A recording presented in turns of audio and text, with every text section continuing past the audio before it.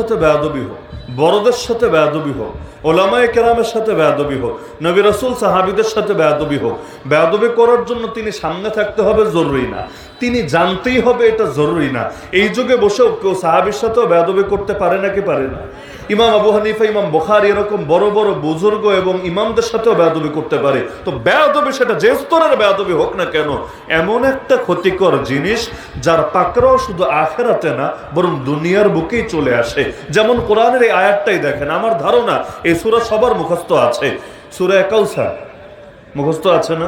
কোরআনের সবচাইতে ছোট সূরা। এই সূরার ৩ নম্বর আয়াত, ইন্না শানিআকা হুয়াল আবতার। হে নবী, আপনার প্রতি যারা দুশ্মনী রাখবে ওদের বংশই যাবে নির্বংশ হয়ে। এটা কেন বললেন আল্লাহ? আপনার প্রতি যারা দুশ্মনী রাখবে ওরা ধ্বংস হবে, এটা বলতে পারেন।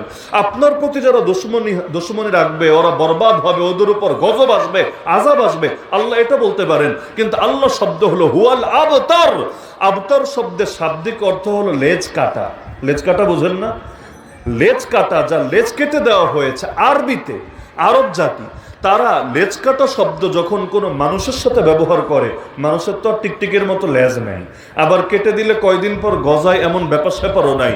তো যখন মানুষের সামনে আরব জাতি লেজ কাটা শব্দ ব্যবহার করে তখন এর তাফসীর হয়, এর ব্যাখ্যা হয়